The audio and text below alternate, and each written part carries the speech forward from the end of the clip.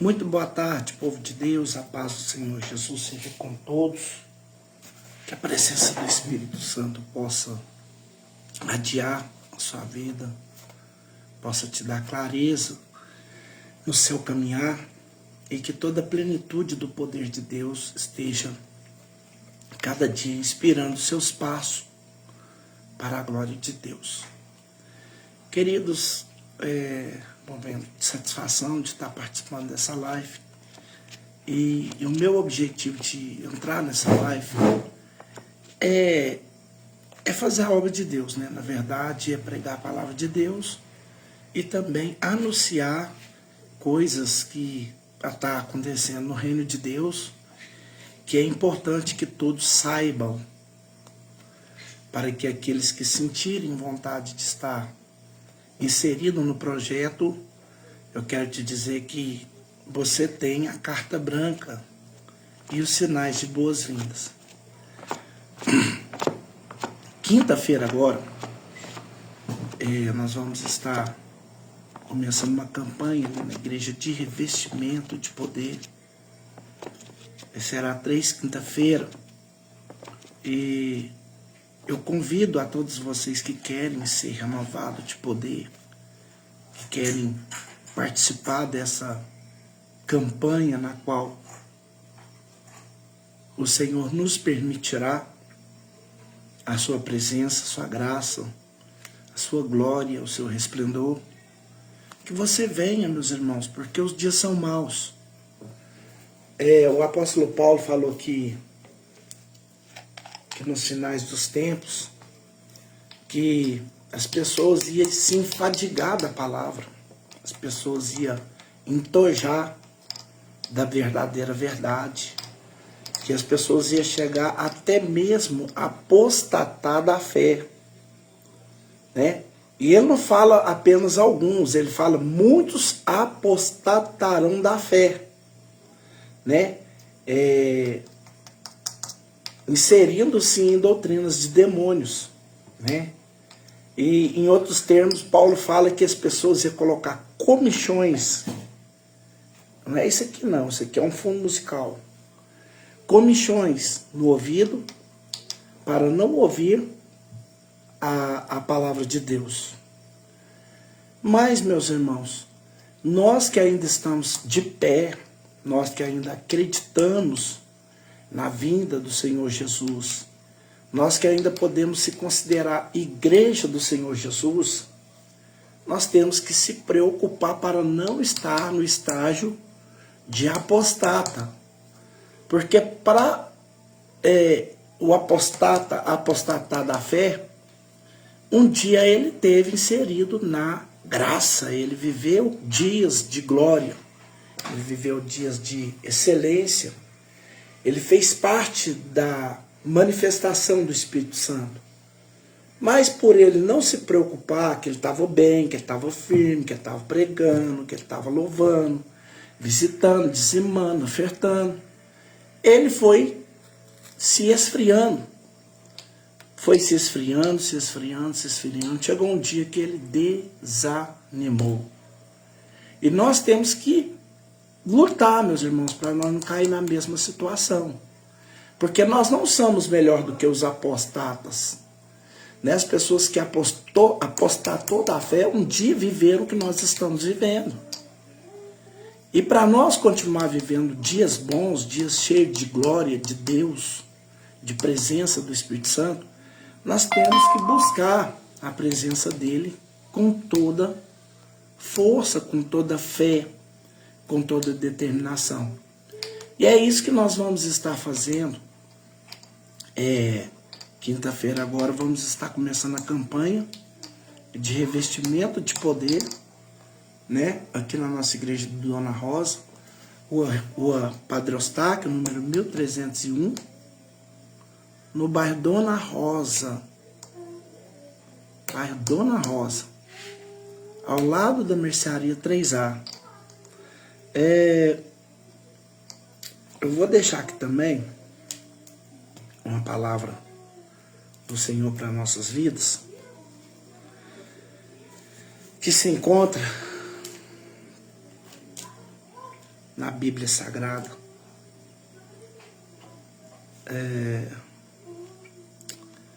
É sempre bom você estar inserido a sua vida na Bíblia Sagrada. Por quê, meus irmãos? Porque a palavra de Deus, ela não envelhece, né? Os irmãos podem perceber que tem mais de 3.000 anos que a palavra de Deus está em nossas mãos e todo dia ela se renova.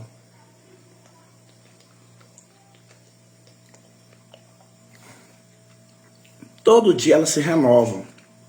Então, Isaías, capítulo de número 36, Isaías número 36, nós estamos falando sobre uma carta de afronta, sobre o rei Ezequias, e sobre como dar uma virada na vida diante de Deus. É as ferramentas que você vai receber de Deus hoje, a orientação que o Espírito Santo vai te trazer, tem o poder de mudar a sua sorte. O que você vai ouvir aqui hoje tem o poder de mudar a sua sorte. Deus, ele vai fazer acontecer. Isaías de número 36, eu quero que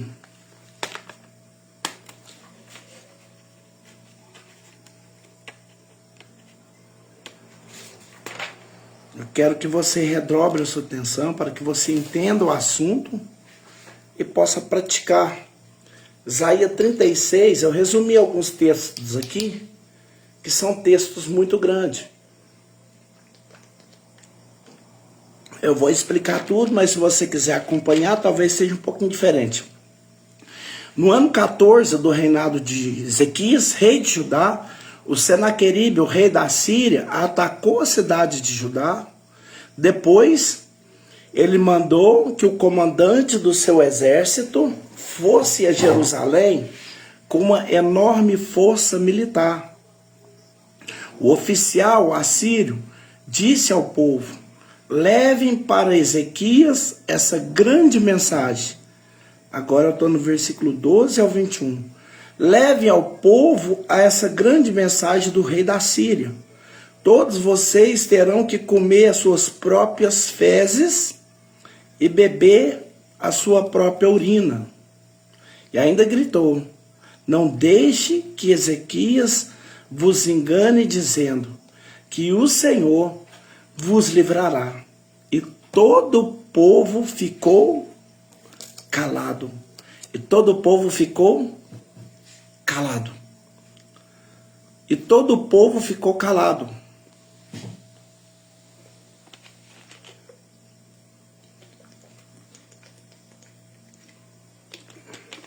Nós explicamos isso e ensinamos isso alguns dias atrás, o jejum do arrependimento, que a Síria era os Estados Unidos daquela época, em força militar, dizendo assim. A Síria era um povo, um exército, uma nação sangrenta e que não tinha misericórdia dos países e das nações que eles entravam e invadiam. Cada país, cada nação que eles entravam para invadir, eles violentavam as mulheres, rasgavam elas no meio, cortavam a cabeça dos homens, queimavam as crianças, pegavam soldado e enfiavam estaca neles na cavidade anal e deixava fincado para que as pessoas cada dia tivessem mais pavor do exército sírio, do exército de Senaqueribe. Senaqueribe era o rei da Síria e o seu exército era cruel, o seu exército não tinha misericórdia, era o país mais temido daquela época. E a Bíblia diz que eles invadem Israel, Senaqueribe invade Israel, e ele ataca alguma cidade de Israel, sitiando, cercando, e matando as pessoas e violentando as pessoas, e até que ele chega a Jerusalém.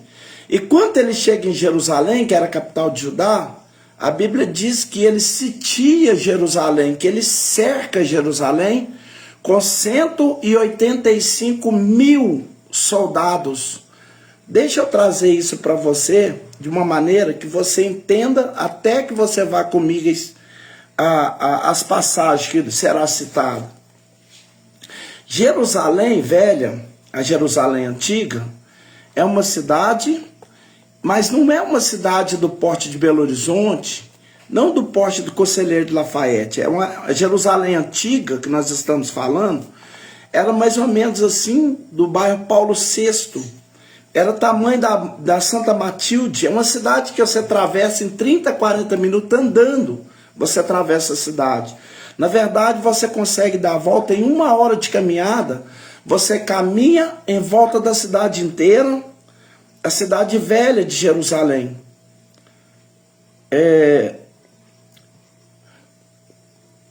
Essa Jerusalém. Então, imagina agora que 185 mil pessoas, ou seja, a população da nossa cidade toda, mais a de Congonha, junta todo mundo e cerca um bairro como, vamos dizer, como Candidez, como Padre Eustáquio. E começa a gritar, nós vamos invadir, nós vamos invadir, nós vamos matar. Então quem estava dentro da cidade não tinha esperança. Quem estava dentro da cidade não tinha esperança, não tinha sequer. Quem estava dentro da cidade de Jerusalém sabia que o exército que estava lhe cercando era um exército cruel, um exército que matava, que destruía, que acabava, que não deixava as pessoas viverem. Quem está entendendo? Então eles estavam com muito medo dentro da cidade, até que esses oficiais de Senaqueribe chegam e começam a gritar. E eles começam a dizer assim, nós vamos invadir a cidade amanhã. E nós vamos fazer vocês comerem as suas fezes, vamos fazer com que vocês bebam a sua urina, e nós vamos esquartejar ali na cidade. Dá para sitiar com muita facilidade a Jerusalém antiga.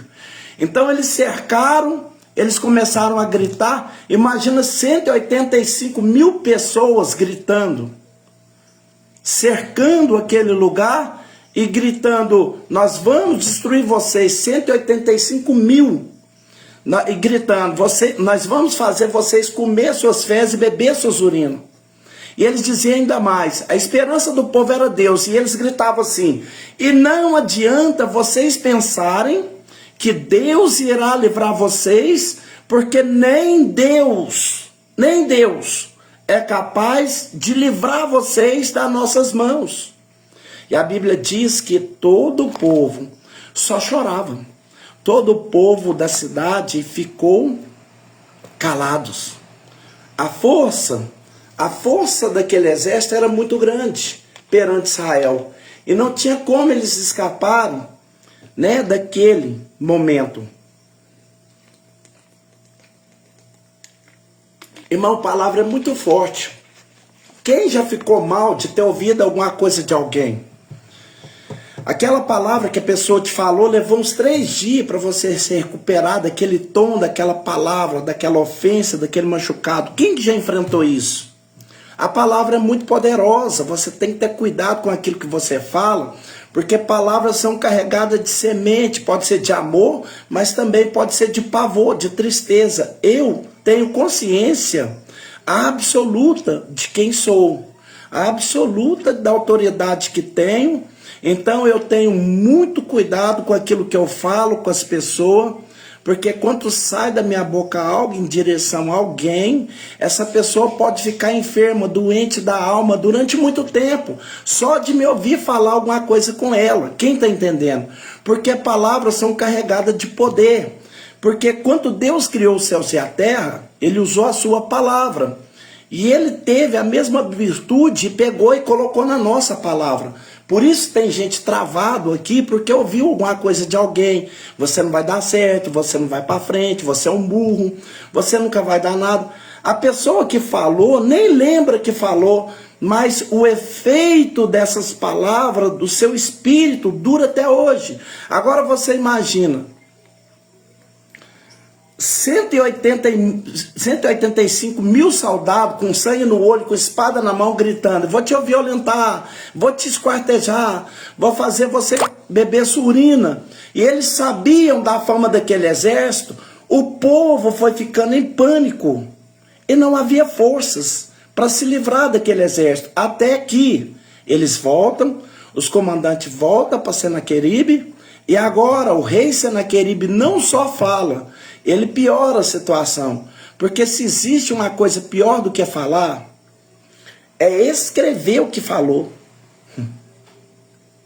Eu vou dizer de novo, já é ruim ouvir, agora imagina aquela notícia vindo por onde? Por escrita. É por isso que quanto Deus é tão poderoso, o poder de escrever, porque Deus não quis só falar. Ele mandou que aquilo que ele falasse fosse o quê? Escrito. Porque ele diz, vai passar o céu e a terra, mas o que está escrito aqui não vai passar. Há um poder enorme quando você pega o que você fala e escreve. Por exemplo, se você quer construir um barraco, sabe como que você constrói? Primeira coisa, pega um pedaço de papel e faz o quê? Rabisca. É fazer o projeto. Qualquer rabisco que você faz no papel, Deus faz virar realidade.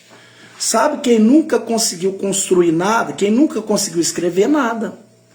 O primeiro passo para se realizar alguma coisa é desenhar, é escrever. Porque tem um poder muito grande nisso. Então, o rei Ezequias agora, ele não recebe palavra. O que ele recebe? A ameaça agora é por escrita, é oficial. Eu vou fazer, só que a ofensa, a brutalidade das palavras era muito grande. Porque ela não só ofendia a terra, mas também ofendia o céu. Tem gente que não está satisfeita em só machucar você.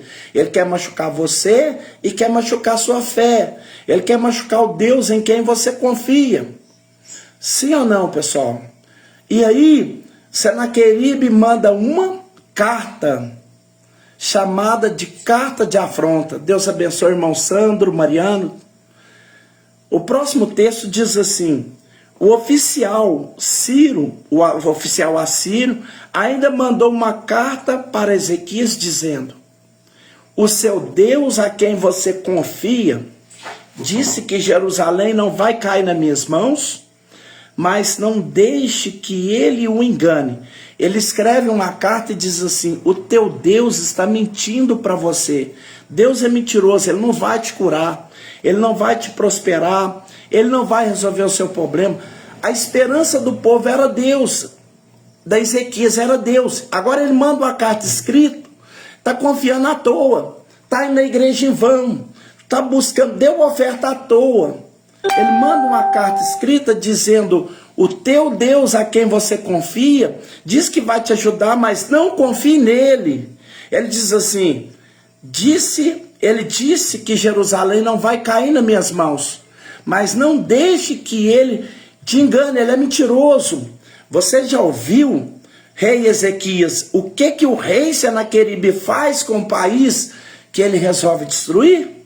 Por acaso você pensa que você vai escapar? Você já viu o que essa doença faz numa casa que ela entra? O que o diabo faz numa vida que ele entra?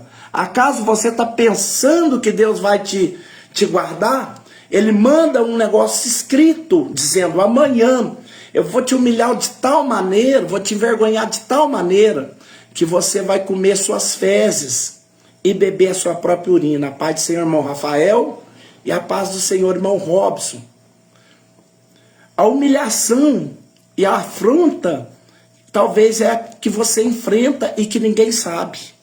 As coisas que falam com você e que você não tem como. Pregador, eu não tenho como sair dessa. Foi nessa hora que o rei Ezequias toma uma atitude. Qual a atitude que ele toma?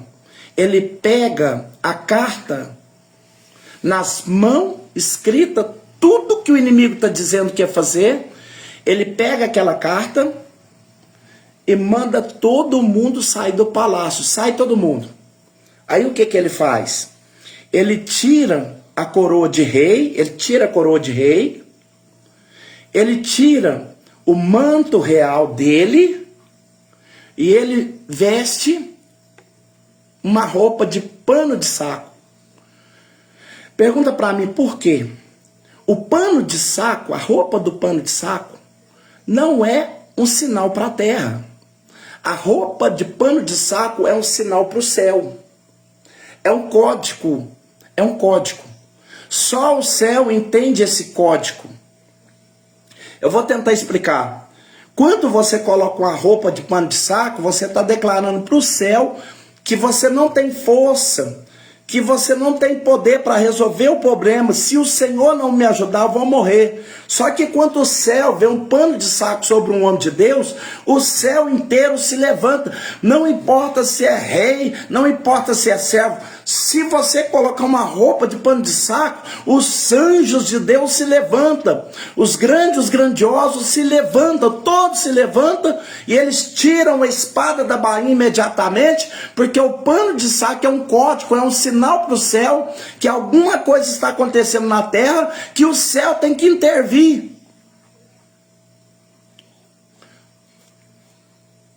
Quando Ezequias ele percebe que tem 185 mil pessoas cercando a cidade para matar ele, e o exército a qual Israel nunca foi reconhecido pelo seu tamanho. Israel é pequenininho. Israel, a gente de carro, você começa a dirigir de manhã, pega a BR de manhã, quando é de tarde, você já atravessou o país inteiro. Israel é pequenininho. Então, Israel nunca foi reconhecido pelo seu tamanho, e nem pelo tamanho do seu exército. Israel nunca confiou em si mesmo. Israel nunca confiou na sua inteligência, ou na sua capacidade, e nem na sua destreza, ou na sua habilidade. Eles sempre confiaram em Deus para livrá-los das guerras. Aleluia, Jesus. Eu vou dizer de novo, é de graça dar glória a Deus. É de graça, se você quiser dar glória a Deus, e quem dá glória, abençoado, você pode ter certeza absoluta disso, que Deus vai intervir. Então Israel sempre acreditou, não foi em si mesmo. Eles acreditavam em quem? Que Deus os ajudaria. E o código criado, o código que Deus criou, para quando alguém precisasse de ajuda e não soubesse o que fazer, o código era o quê? Era vestir pano de saco. Quantos anjos viu o pano de saco? Quando eles vê o pano de saco, eles levantam no céu, ficam em pé com a espada desembainhada. Irmãos, eu já ouço barulho de espada no céu, batendo espada, anjos esperando para descer. Porque quando eles vê pano de saco, eles dizem assim, eu estou sendo chamado para a guerra. Quem vai chamar Deus para a sua guerra hoje? Levanta sua mão e diga glória a Deus. Por que Ezequias faz? Ezequias, ele pega a carta e ele não fica com ela para ele. Ele não pega a carta, dobra ela e põe no bolso. Não. Ele veste o pano de saco, ele dá o sinal. Deus, se o Senhor não fizer, se o Senhor não descer agora, eu vou morrer. E ele pega a carta, leva ela para o templo, e diz a Bíblia que ele lê a carta perante quem? Para passar. Perante Deus. Ele diz assim, olha o que ele fala. Ouve, Senhor, abra os seus olhos e vê.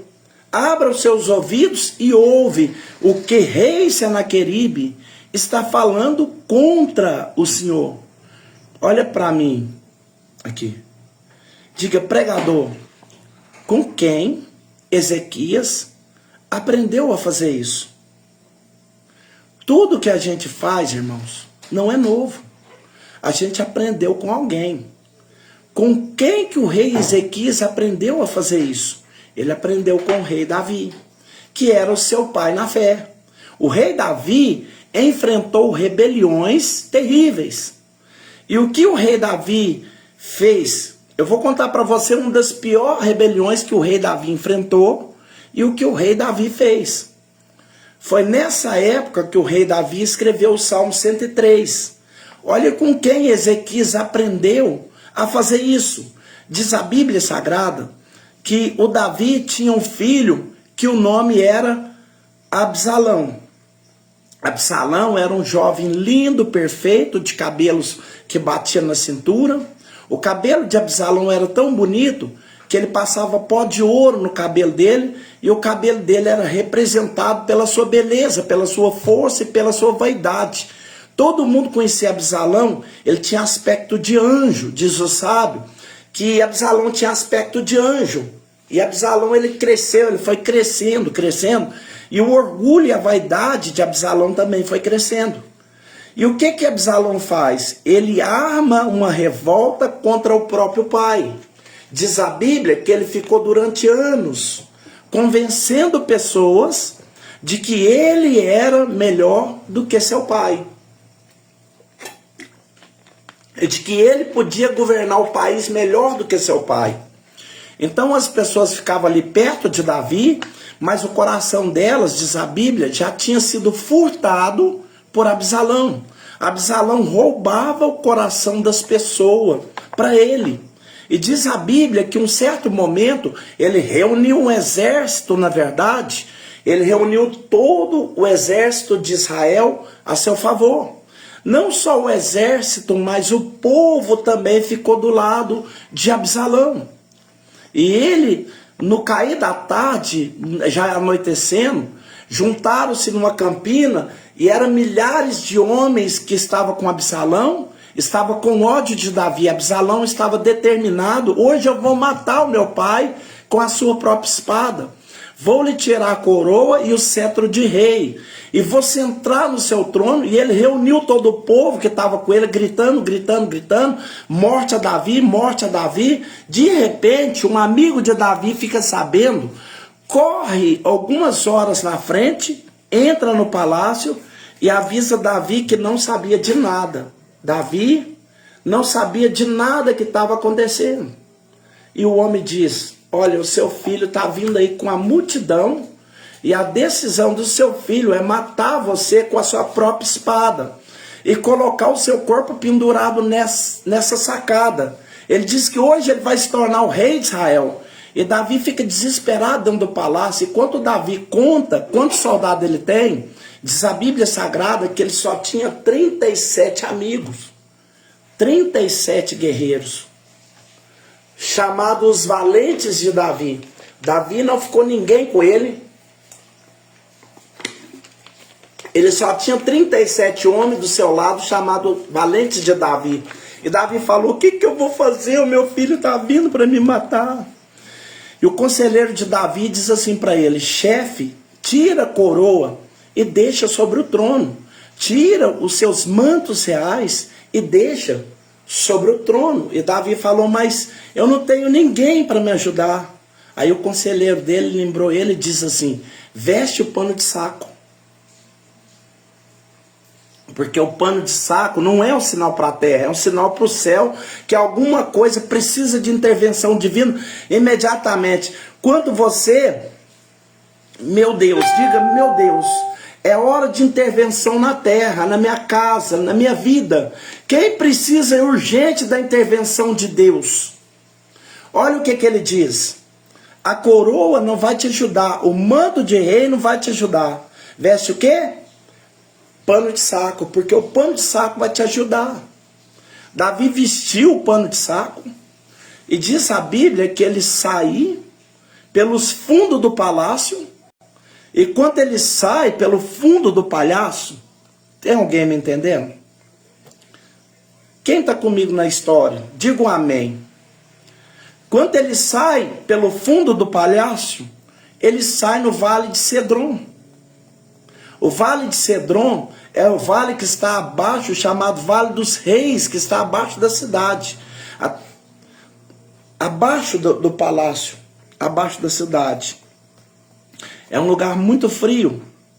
É um lugar que tem bastante mato. É uma mata fechada, esse vale de Cedron. Vale de Davi, agora ele é chamado porque Davi, foi onde que Davi fugiu. Mas o nome dele é Vale de Cedron. Davi desce pelo vale com 37 soldados. Os soldados em volta dele, porque Absalão está vindo para matar o rei. E o soldado tentando ajudar Davi, Davi chorando, chorando, chorando. Eu quero o filho dele. É o filho dele que estava contra ele e os amigos dele que comiam na mesa com ele.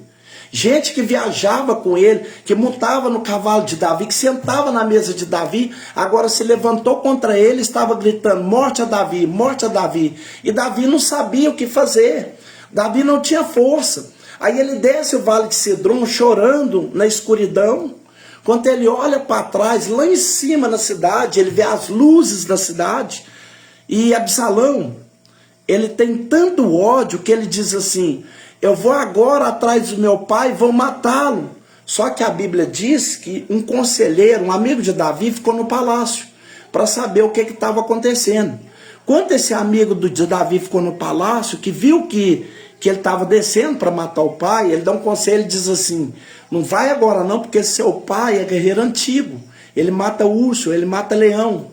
Se você for atrás dele no escuro, ele está igual uma ursa que foi tirado do filho dele. Ele pode matar alguém. Então espera, vamos reunir mais gente. Amanhã você vai atrás dele. Isso era para ganhar o quê? Para ganhar tempo. Aí a Bíblia diz que Absalão se aplaca, mas ele promove uma festa. Ele põe e acende a cidade, as tochas da cidade, e ele começa tamborim cantando, as mulheres gritando, cavalo relinchando. E Davi lá embaixo no cedro de Cedron, né, ouvindo o barulho da festa. Aí ele pega as concubinas, as mulheres, as criadas de Davi. Absalão pega as criadas de Davi, vai para a varanda e começa a ter relação sexual na frente de todo mundo para humilhar o pai dele, dizendo, olha o que eu faço com aquilo que é seu. E Davi está lá embaixo, no fundo do vale de Cedron, caminhando, fugindo. E Davi ainda consegue ouvir. Quem entende isso? A humilhação. O rei de cabeça baixa, sem coroa, humilhado, descalço, andando no meio das pedras. E ele escuta o barulho da cidade, a festa, e Davi está chorando. E ele chega no lugar que ele passa a noite, e ele para, e quando Davi para, ele está escutando a humilhação que está acontecendo. E aí Davi resolve fazer o que o rei Ezequias fez. Ele põe no papel. Ele põe no papel. E ele escreve o Salmo de número 3. E ele diz assim, Senhor, como tem crescido o número dos meus adversários. São numerosos os que se levantam contra mim. Está no escuro. Ele pega um pedaço de papel de pergaminho e com lágrimas caindo em cima desse pergaminho, ele escreve assim, Senhor, como tem crescido o número dos meus adversários? Não estava crescendo. Eles já existiam, só que estava camuflado, estava debaixo das máscaras. Tem situação que Deus deixa acontecer com você para que você descubra quem está com você e quem está contra você. E quando Davi estava no palácio, quando Davi estava lá no palácio, parecia que todo mundo era amigo dele. Mas quando ele está lá no fundo do vale, todo mundo que dizia ser amigo de Davi está gritando, morte a Davi, morte a Davi. Aí Davi olha e fala, Senhor, como tem crescido o número dos meus adversários, ele se multiplica contra mim. Na verdade, eles já existiam, mas estava camuflado. Deus vai deixar você passar por situações que você vai descobrir, porque quem te ama, te ama. Quem te ama, te ama. Ó, você que está em casa, quem te ama, te ama. com dinheiro ou sem dinheiro. Te ama se você acertar e continua te amando se você errar. Você está aqui bonito, te amo. Mas se Deus nunca permita você escorregar amanhã e tiver uma situação difícil, quem te ama na alegria vai te amar na tristeza também. Quem está entendendo isso? Quem está com você quando você acerta, vai estar com você se você errar. Mas os falsos amigos, eles só vão estar com você se tiver,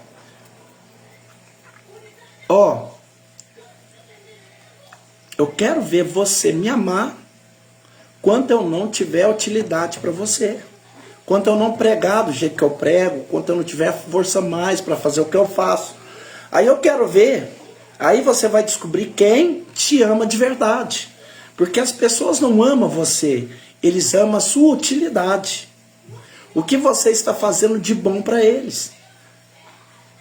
E se eles encontrar alguém que faça melhor, você perdeu. Você perdeu. Porque Davi descobriu que as pessoas que diziam estar com ele na verdade, não estavam. Verso 2, ele diz assim: são muitos os que dizem de mim, não há em Deus salvação para eles. Sabe o que Davi conseguiu ouvir? Ele conseguiu ouvir as pessoas gritando dentro da cidade: acabou. Para Davi não tem mais jeito. Agora, nem Deus pode salvar. Aí ele escreveu a afronta. Você vai escrever tudo. Olha, você vai escrever tudo. Eu quero que você escreva tudo. E pega tudo que você escreveu e leva diante de Deus. Você vai printar o WhatsApp, você vai printar a mensagem de texto, você vai printar a e-mail que te mandaram, você vai verbalizar aquilo que verbalizaram, você vai imprimir e vai trazer diante de Deus. O que o povo gritava para afrontar Davi, o que Davi fez? Ele pôs aonde? Ele pôs no altar de Deus. Ele falou assim: eu vou levar isso para o altar de Deus. Davi chegou no altar de Deus chorando. Ele chorando, escrevendo assim, olha lá, Deus. Eles estão gritando: não há salvação para mim. Eu estou perdido. E ele vai colocando aquilo no papel, no Salmo 3. Ei, tem gente que acha que acabou. Eles não sabem quem que é o Deus da sua vida. Eles não sabem que Deus tem planejado para a sua vida. Eles não te conhecem. Quem acredita que Deus vai te dar uma virada? Oh, aleluia, Jesus. Deus vai dar uma virada. Quem acredita que Deus vai dar uma virada? Esse é um sinal para o céu, não é um sinal para a terra. Tem anjo no céu agora, doido para descer. Está esperando só a ordem para vir. Só a ordem para vir te ajudar. O pano de saco é um código para o céu. Davi está escrevendo, aí ele vai escrever o versículo 3. O versículo 3 ele diz assim: porém, o Espírito Santo vem até Davi, lembra Davi, o Espírito Santo vai te lembrar. O Espírito Santo vem até Davi, ele lembra Davi, e ele lembra de quem é Deus na vida dele. Ele diz assim: porém, tu, Senhor, és o meu escudo. O que é isso? Davi falou assim: eu estou aqui, mas eles não sabem que o Senhor é o meu escudo. Por que Davi diz isso? Porque uma vez Davi foi olhar os inimigos, e os inimigos de Davi eram como areia do mar, areia da praia do mar contra ele. Aí Davi começou a orar a Deus e dizer assim: Deus, como eu posso me defender dos meus inimigos? Aí Deus falou com Davi assim: não se preocupa nunca enquanto você é soldado. Não precisa contar quantos soldados você tem. Aí Davi perguntou: Deus, por quê? Deus falou assim: porque eu sou o teu escudo, Davi. E Davi fez um salmo dizendo: o Senhor é meu escudo, é minha fortaleza. O Senhor quebra os carros de guerra. O Senhor aplaca a fúria dos meus inimigos. Quem está entendendo? Aí o que Deus falou com... Aí Davi falou assim: como que eu devo para que eu não me esqueça que o Senhor é meu que o Senhor é meu escudo, o que eu tenho que fazer? Aí Deus falou, o soldado que você tem, pega o soldado que você tem, um escudo, e entalha uma estrela em cada escudo, chamada a estrela de Davi. Essa estrela de Davi, ela está na bandeira de Israel. E Davi cravou essa estrela no escudo. Quando o inimigo vê a estrela no seu escudo, ela vai fugir. Só dos inimigos ver a estrela do escudo dos inimigos de Davi, eles fugiam. A estrela de Davi no escudo, os inimigos fugiam. Por quê? Porque aquela estrela mostrava que Deus era o escudo de Davi. Essa estrela, ela tem um símbolo. Ela é como um sexagrama. Um grande Deus, né? Ela representava um grande Deus. Um grande Deus é a parte de cima da estrela. Um grande Deus apontando por seu único povo. Quem é povo de Deus? Na horizontal. Um grande Deus, parte vertical, apontando para proteger o único povo, horizontal. E a parte de baixo, um grande povo, a parte de baixo da estrela, um grande povo, apontando para um único Deus capaz de proteger, guardar e livrar a vida deles. Essa é a estrela de Davi, um grande Deus para guardar a minha vida. A estrela está apontando 24 horas para a sua vida para te proteger. E você que faz parte de um grande povo de fé, apontando um único Deus capaz de te proteger. Aleluia. Ei. Aí Davi diz assim, mas o Senhor é o meu escudo. Aí ele diz assim, és a minha glória e o que exaltas a minha cabeça. O que é que Davi estava dizendo? Na verdade, a tradução ali está errada. És a minha glória não é glória, porque glória é Shekinah. Shekinah, o único que tem é Deus. O homem não tem glória, o homem tem honra. Então ali, na verdade, mas o Senhor é meu escudo e é a minha honra. O que era a honra de Davi? A honra de Davi era a coroa real que ele tinha deixado no trono. E Davi diz assim, o Senhor vai me devolver.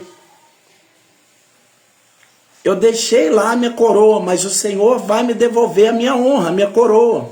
Aí ele diz assim, por isso o Senhor exalta a minha cabeça. Deus vai exaltar a sua cabeça para colocar a coroa de volta nela. Você não entendeu nada, eu estou aqui para te explicar. Davi diz assim, eu não vou ficar mais de cabeça baixa. O Senhor vai levantar a minha cabeça, porque o Senhor vai devolver a minha coroa para ela. Quem está entendendo isso? Davi sabia que Deus não coloca a cabeça de quem anda de cabeça baixa. Por quê? A Bíblia diz em Cantares assim, ai de nós porque pecamos e caiu a coroa da nossa cabeça. Porque quando você peca, automaticamente você abaixa a cabeça. E quando você abaixa a cabeça, você perde a coroa. Aí Davi diz assim, mas o Senhor é meu escudo. O Senhor vai levantar minha cabeça e vai devolver meu lugar de honra. Deus vai exaltar sua cabeça, Ele vai pôr sua cabeça de pé. Oh, levanta a mão só quem acredita nisso. Na sua família, na sua casa, onde você estiver, Deus vai exaltar. Eu estou profetizando. Deus vai exaltar na sua cabeça, porque Ele vai colocar nela uma coroa de honra. Se tem alguém aqui que acredita, levanta as suas mãos e aplauda o nome do Senhor Jesus. Diga aleluia, porque só o Senhor é Deus.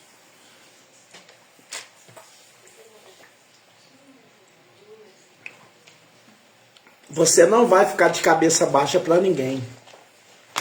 Quem crê nisso? Aí, Davi, ele está escrevendo a carta dele, que é o Salmo. Aí ele diz assim, ele está ouvindo o povo lá em cima gritar, e ele diz assim, o Senhor vai exaltar minha cabeça e vai me devolver a minha coroa. Aí ele diz mais assim, com a minha voz clamo ao Senhor, e ele, do seu santo monte, me responde. Davi, olha o que Davi faz. Olha o que Davi faz. Ele está igual Lázaro, escondido no meio do mato. Então ele está escondido, em silêncio. Mas na medida que ele está escrevendo o Salmo, o Espírito Santo de Deus entra dentro dele e diz assim: eu vou levantar sua cabeça, rapaz, ninguém vai pôr a mão em você, você não vai perder, você não vai perder. Aí Davi ele diz assim: eu clamo com a minha voz, eu clamo. Ele está no meio do vale, escondido, para o soldado que está caçando ele não achar. Só que nesse momento, Davi ele já é vitorioso. Ele já age como vitorioso. A Bíblia diz que ele não diz eu rezo com a minha voz. Ele não diz assim, eu oro com a minha voz. Deus abençoe. O que ele diz? Ele diz, Deus, eu clamo. Sabe o que significa isso?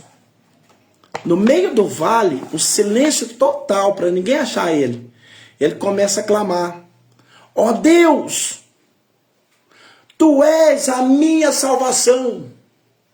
Eu elevo meus olhos para os montes e pergunto, de onde me virá o socorro?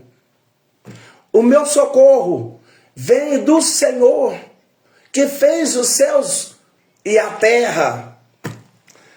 Quem está entendendo isso? Ele grita, e ele dá um grito alto. E aquele grito ecoa dentro do vale, e o soldado fica desesperado. E o Davi é cercado pelo soldado, e o soldado começa a falar, para de gritar, eles vão matar a gente. Aí Davi fala, não tem problema, porque Deus já ouviu a minha oração desde o seu santo monte. Eu estou profetizando que Deus vai receber a sua afronta, e ele já recebeu sua oração. Quem acredita nisso? Aí o soldado desesperado, Davi, para de gritar, eles vão achar a gente, eles vão matar a gente. Aí Davi diz para eles assim, eu vou dormir. Eles, não, nós temos que ficar vigiando. Não, eu vou dormir. Olha o que Davi escreve. Verso 5. Agora eu vou me deitar e vou dormir em segurança, porque o Senhor é quem vai me sustentar. Merece um glória a Deus isso aqui, mais evoluído. Quando ele termina, lá no meio da confusão, o soldado tudo com medo, aí Davi falou, vocês querem ficar acordado? Pode ficar, porque Deus já ouviu a minha oração. Eu vou dormir. Irmão, pode dormir em paz, porque o problema agora é do seu adversário. O problema agora é do seu adversário. Tá frio lá fora, mas aqui dentro tem fogo. O teu adversário perdeu na hora que você trouxe para Deus. Era melhor ele ter brigado com você e você com ele. Só que você calou e levou para Deus. Agora é com Deus. Quem acredita nisso? Agora é Deus que vai pelejar o seu respeito. Por quê? Porque você entregou a sua afronta na mão de Deus. Davi diz assim, agora eu vou me deitar. Eu falo com o soldado assim, agora eu vou me deitar e vou dormir. Porque o Senhor vai me sustentar. Aí Davi continua falando com o soldado dele assim, e eu não tenho medo de milhares do povo que toma posição contra mim de todos os lados. E Davi falou, não adianta, pode juntar todo mundo que está lá em cima contra mim, porque eu não tenho medo. Traz para Deus. Põe no altar de Deus. Pano de saco. É um sinal de que o céu vai entrar em ação. Pega a afronta e traz ela para quem? Traz ela para Deus. E olha o que Davi diz. Eu vou dormir. O problema não é seu mais. Se você tivesse ficado com a afronta, ainda estava bom para o teu inimigo. Ele não imaginava que você ia trazer um negócio. E Davi disse: Deus acabou de me responder. Tem gente que está respondendo, que está crendo que Deus está respondendo a sua oração. Aí Davi disse mais, no verso 7, ele diz assim, no verso 7. Por que no verso 7? Nós estamos, meus irmãos, caminhando para a perfeição, né? A perfeição é o arrebatamento da igreja. Que lá nós seremos corpo incorruptível, corpo perfeito. Né? O número de Deus não tem 8. Deus fez os céus e a terra em 6 dias, no 7º ele descansou, e depois não foi 8 dias, volta no 1º. Porque Deus, nos céus e a terra, existe um código que todo o ciclo da vida de um homem se encerra e se inicia no 7. O versículo 7, Davi está dizendo, é ponto final dos meus problemas. Quem está entendendo isso? Olha, o 7 vai ser o ponto final muita coisa da sua vida. Acabou para o seu inimigo. Né? Se você fez o 7 elo da campanha, olha o que Davi diz. Olha o que Davi diz. Olha o que ele diz. Verso 7. Levanta-te, Senhor, salva-me, Deus meu. Ó, levanta-te, Senhor, salva-me, Deus meu. Levanta-te, Senhor, e salva-me, Deus meu. Olha o que ele fala. Levanta-te, Senhor, salva-me, Deus meu. Sabe por que Davi disse isso? Sabe por que ele disse isso? Porque ele era rei. E ele julgou muitas causas. E como rei, Davi sabia que quando ele estava sentado no trono, quem está sentado no trono está no controle.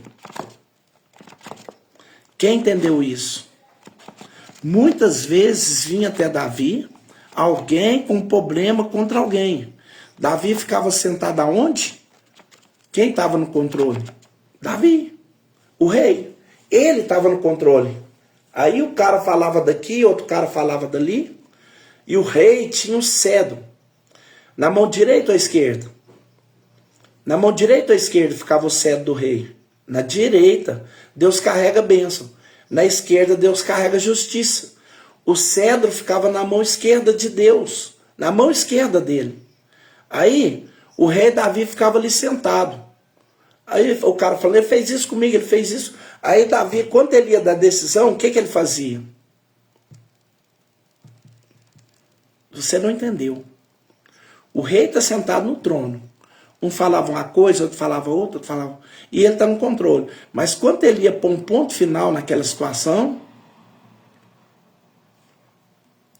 o que ele fazia? E para quem que ele ia abençoar, ele estendia o cedro. Então ele dava a conclusão e estendia o cedro. O que Davi diz para Deus? Chega. Lá no meio do vale, o povo gritando em cima e Davi no meio do vale. O que ele diz? Chega. Levanta-te, Senhor. O que Davi está dizendo? O Senhor vai levantar agora e vai pôr um ponto final nessa situação na minha vida. Quem acredita que Deus está fazendo alguma coisa a seu respeito? Talvez você não está vendo, mas Deus está fazendo. Talvez você não tenha fé, eu quero ver fé. Porque com fé, você vai conseguir levantar o céu ao seu favor. Olha o milagre. Davi, isso está amanhecendo. 4 da manhã, Davi diz assim, Senhor, levanta-te.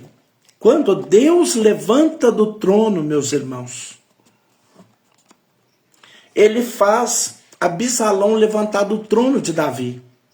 E Absalão também se levanta, só que quem está fazendo ele levantar é Deus. E Deus põe no coração de Absalão assim, monta no seu cavalo e vai atrás de seu pai. Absalão, então, é Deus pondo ponto final. Absalão monta no cavalo, chama as tropas dele e se prepara para ir atrás do pai dele. Só que Absalão tinha o cabelo grande. Alguém disse para Absalão, se o senhor vai para a guerra? E ele disse, vou. Aí eles disseram assim, então faz uma trança no cabelo, embute ela dentro da armadura. E Absalão diz assim, e eu vou deixar de mostrar o símbolo da minha força e da minha vaidade? De jeito nenhum. O inimigo vai cair, porque ele continua vaidoso. Olha, meus irmãos, livra-te da tua vaidade. Essa campanha que nós vamos começar na quinta-feira é uma campanha de humildade. É quando você reconhece a soberania e a força que está em Deus. Não é na foto bonita do Instagram, não é nas curtidas, não é nada disso, não é nas pessoas que diz. A pessoa tem que acreditar que a vitória está no braço do Deus Todo-Poderoso. Tem pessoas aqui que estão acreditando que eu estou pregando. Ó, se você está acreditando, Absalão achou que a vitória seria da vaidade. Montou no cavalo, lá vai, atrás de Davi. Quando ele passa debaixo dos arbustos do Calvário, o cabelo dele se enrola e o cavalo vai embora e ele fica pendurado pelo cabelo, pela vaidade. Um soldado de Davi, um dos valentes, vê Absalão pendurado pelo cabelo. Quando ele vai se aproximar, o cara era tão violento, ele era tão violento, que ele puxou a espada e disse, vem pendurado pelo cabelo. E o soldado ficou com medo e se afastou. Chamou quem?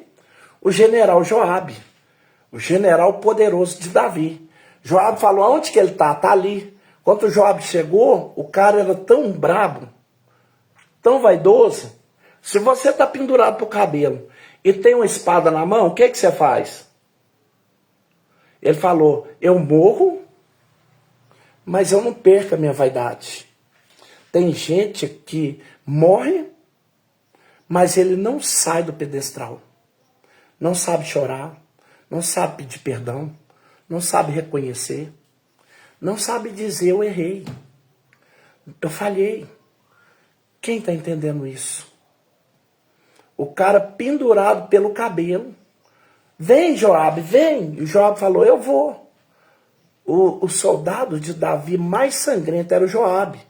O Joabe pega a espada, diz a Bíblia, que Joabe partiu ele no meio. E ali termina a afronta de Davi. Deus levantou a cabeça de Davi para encaixar a coroa de novo. Deus vai levantar a sua cabeça para encaixar a coroa na sua cabeça de novo. Traz a afronta para Deus. E Davi escreveu mais. No verso 7 de Salmo 3. Feres nos queixos todos os meus inimigos. Fere o queixo dos meus inimigos.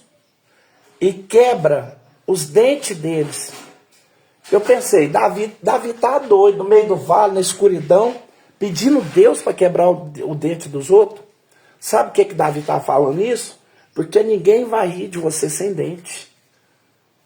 O inimigo não vai zombar de você sem dente. Deus vai quebrar os dentes dos seus inimigos. Quem está entendendo isso? Davi falou assim, Deus, detalhe aí no sua carta. Olha o que Davi diz, dá no queixo. Porque você sabe, quem foi lutador, quem sabe que bateu no queixo, o cara não aguenta. Se bater no peito, ela aguenta, na perna ela aguenta, no abdominal aguenta, mas no queixo é nocaute, desequilibra. Sacode o cérebro, o cara vai a nocaute, né? Então, bateu aqui, qualquer um cai. Aí Davi falou, vai bater, mas vai bater no queixo, porque os meus inimigos vai beijar a lona hoje. E ele dizia, eu digo mais, quebra os dentes. Você já viu alguém sem dente rir? Se um cara banguelo estiver rindo, é porque ele também não tem juízo. Então Davi estava falando, quebra os dentes do meu inimigo, porque eu quero ver ele ficar rindo de mim. Nunca mais eles vão rir da minha cara. Só que a risada deles vai durar pouco. Eles podem até rir, mas vai durar pouco essa risada. Deixa fazer festa. A festa deles vai durar pouco. Deus já está descendo, aleluia. Quem está entendendo? Uma mão é pouco, levanta as suas duas mãos e glorifique esse Deus que está falando com você agora. Deus está falando forte com você agora.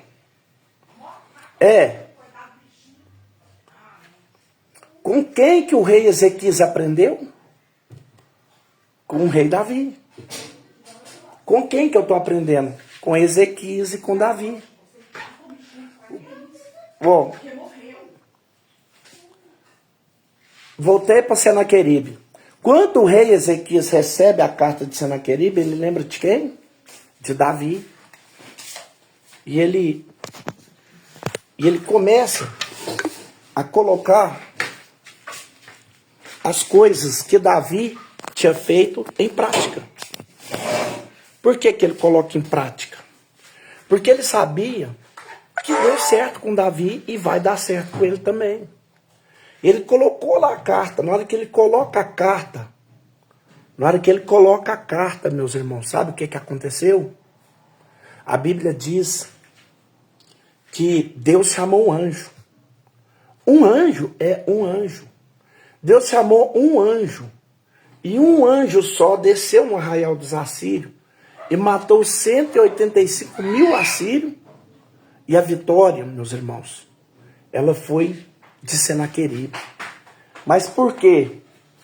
Porque Senaqueribe estava enfrentando o povo de Deus, mas ele desafiou Deus. Ele tentou enfrentar o próprio Deus. E tem pessoas que estão achando que estão lutando contra você que serve a Deus. Mas eles estão redondamente enganados. Porque você não fala por si próprio. Desde o dia que você decidiu servir o Senhor com toda a sinceridade do seu coração, Deus tem um compromisso de livrar você da cilada, de livrar você das batalhas, de livrar você da falsidade, da mentira, do engano.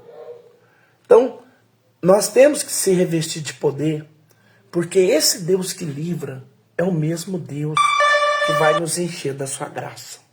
Tá bom, meus irmãos? Então eu agradeço a sua atenção até aqui. Aqui eu já vou encerrar essa live. E eu te peço mais uma vez, não falte, né? Vai ser uma campanha poderosa, nós vamos estar buscando revestimento. Eu tenho certeza que o Senhor nosso Deus, Ele vai manifestar e vai nos encher. Tá bom? Fiquem todos com Deus. A paz do Senhor Jesus a todos.